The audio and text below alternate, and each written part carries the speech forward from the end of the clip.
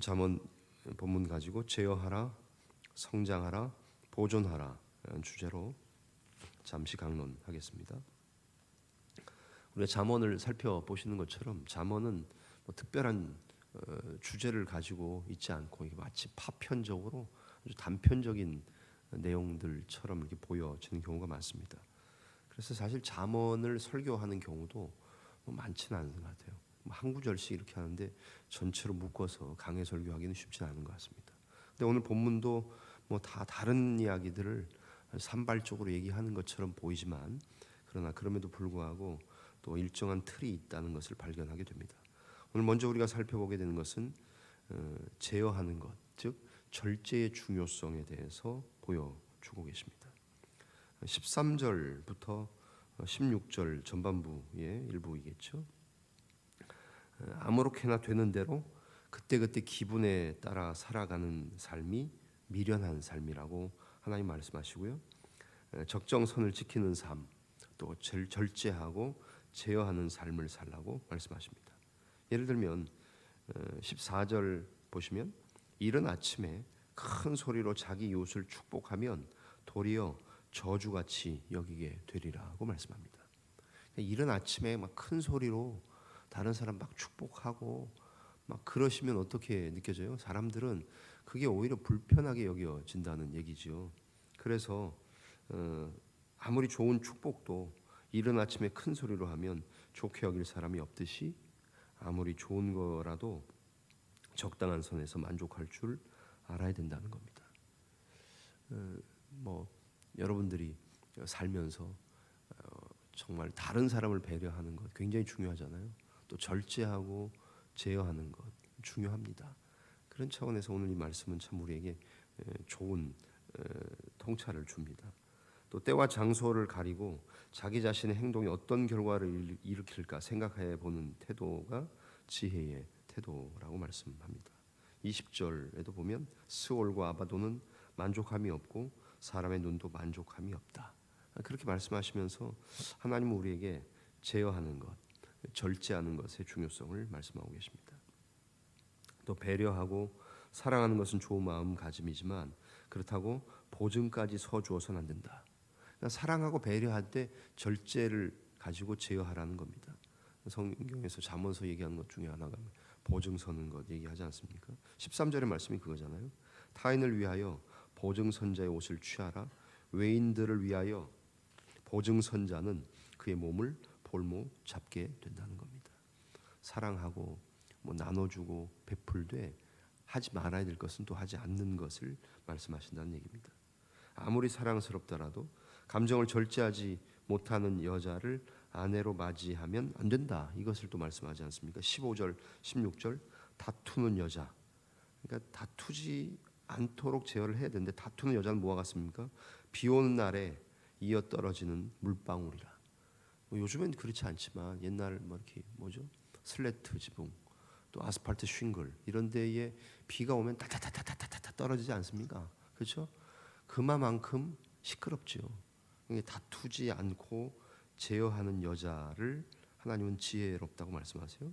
16절 그녀를 제어하기가 바람을 제어하는 것 같고 오른손으로 기름을 움키는 것 같다. 잡히지 않죠.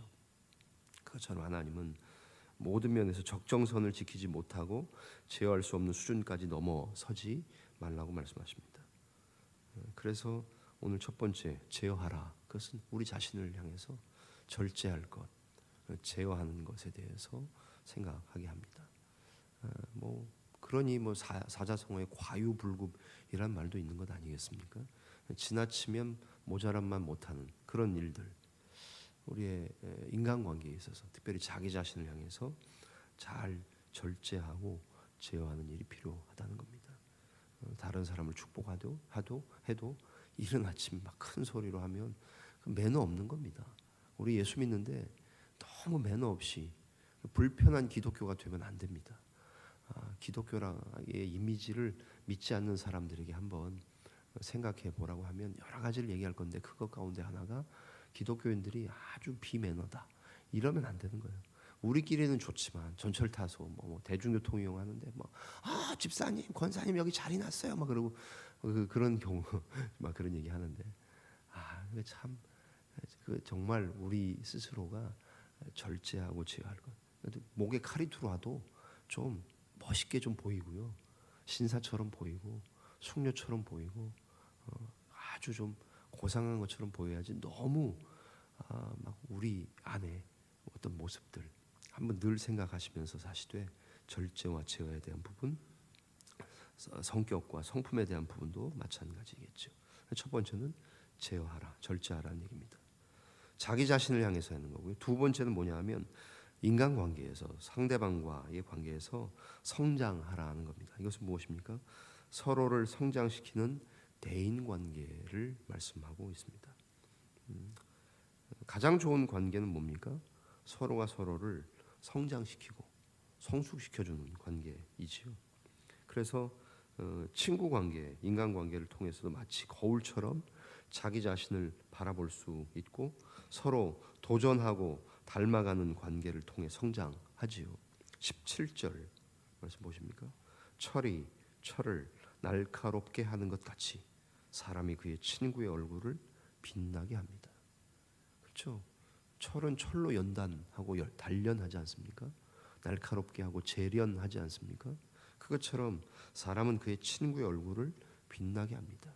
인간관계를 통해서 다른 사람과의 관계를 통해서 우리가 더 빛나야 된다는 겁니다.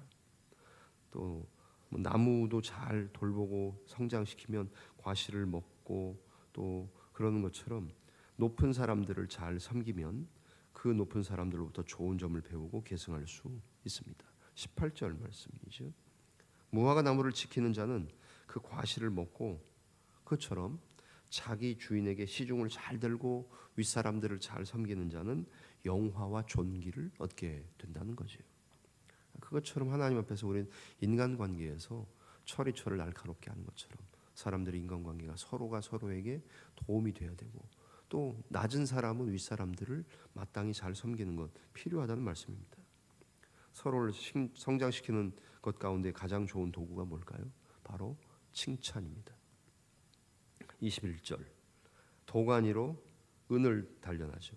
풀무로 금을 만들어냅니다. 그것처럼 칭찬으로 사람을 단련하느니라고 말씀하세요.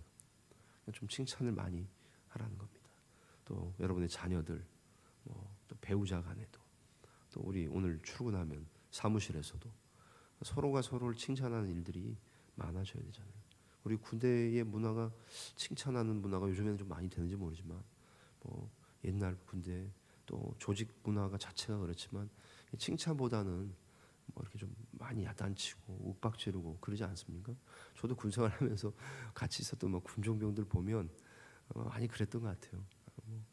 제 마음에 드는 군종병이 어디 있겠어요, 그죠? 지휘관의 마음에 드는 부하가 어디 있겠어요? 다 그 수준, 그 레벨에 못 가니까 그 아직 젊은 주니어가 되는 거고 그 계급 달고 아직 아래의 후배들 하는 거 아닙니까? 근데 그걸 못 하잖아요, 잘. 칭찬해주고 격려해주고. 그래서 어떤 제가 있었던 부대 어떤 장군은 들어오면 이렇게 캔디 하나씩 준대요. 보고서 들어올 때 캔디 하나씩 주면 그거 아무것도 아닌데 물론 다 깨고 야단치고 막 박살 내놓고 나서 사탕 줘봐야 그 사탕이 맛있겠습니까만은 그러면서 그분은 자꾸 이렇게 칭찬하려고 한다. 그런 얘기도 하시는 분도 봤어요. 정말 칭찬이 인간관계에 있어서 서로를 성장시키는 좋은 도구이지 않겠는가.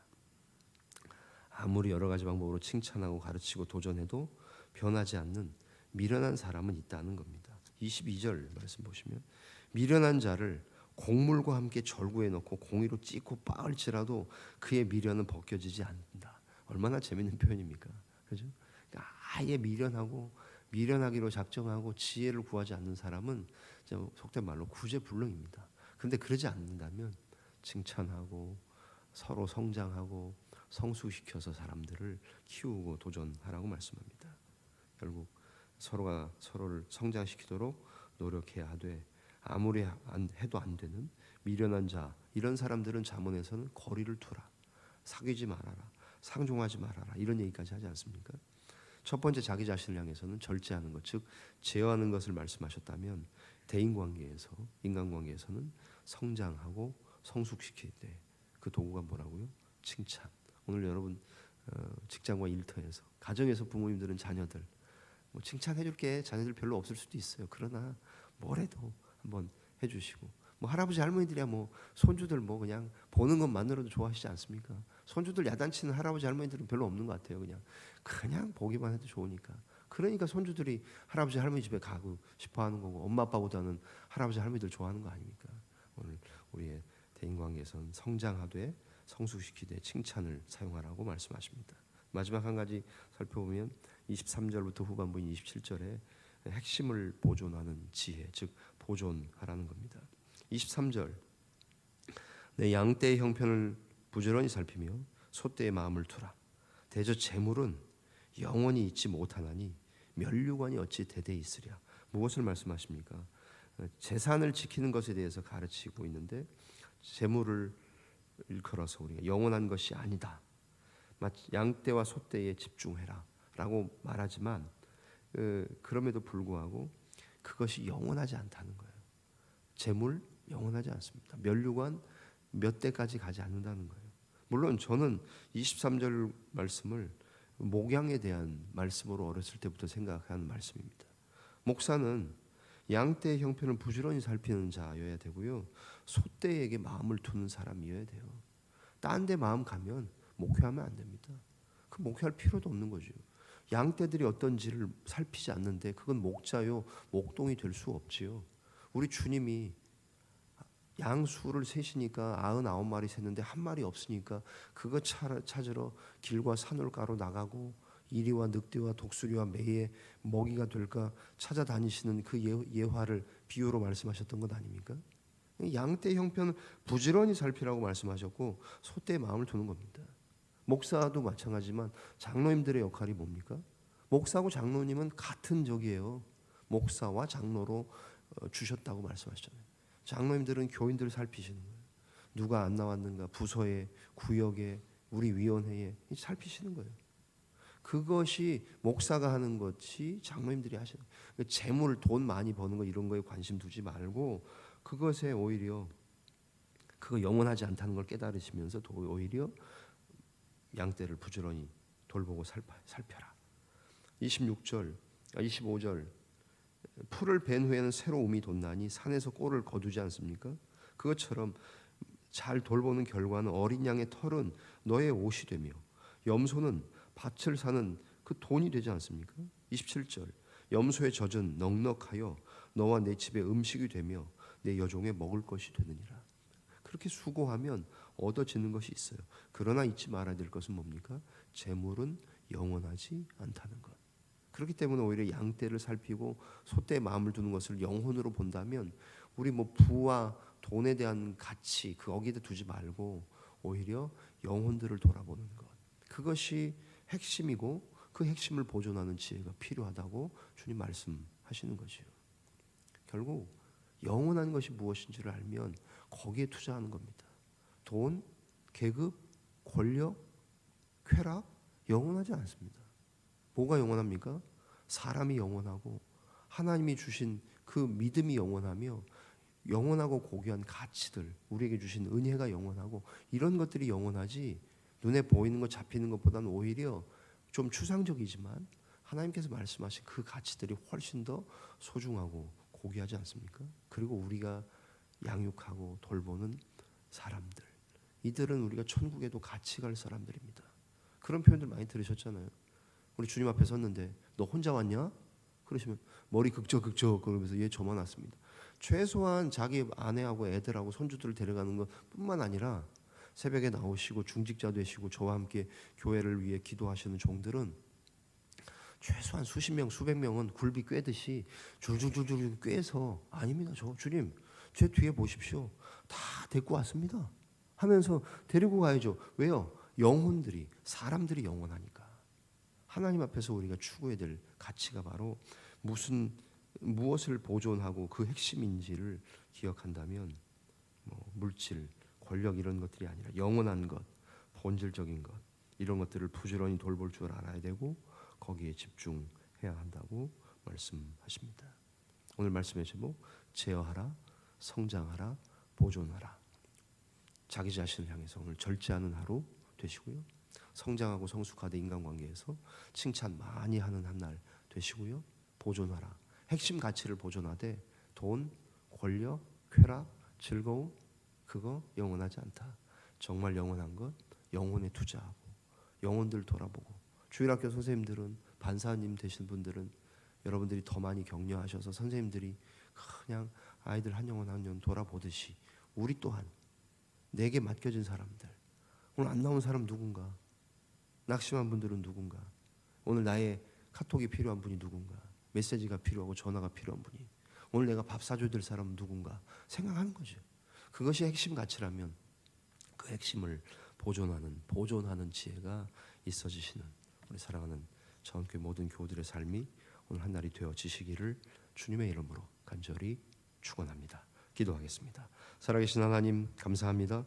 오늘도 눈이 오는 날 저희들을 깨우시고 달려오게 하시고 미끄러운 가운데도 안전하게 도착하게 하셔서 말씀 듣고 찬송하고 기도하게 하시니 감사합니다. 하나님 우리 자운교회 주님이 너무나도 기뻐하시고 좋아하시는 우리 자운교회가 오늘도 이 아침 새벽에 이곳에 나온 종들 온라인으로 함께 연결되어 기도하는 종들 자기 자신을 향해서는 절제하고 제어하는 한날 인간관계와 대인관계에서는 성장하고 성숙시키되 칭찬으로 성장시키고 성숙시키는 한날 우리 핵심 가치가 무엇인지를 알고 영원한 것을 추구하며 영혼들을 남기는 그 핵심을 보존하는 지혜로 집중하는 한날 되게 하여 주시옵소서.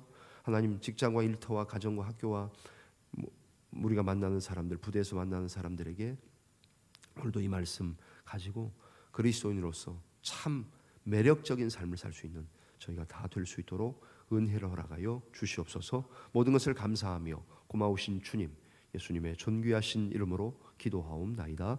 아멘.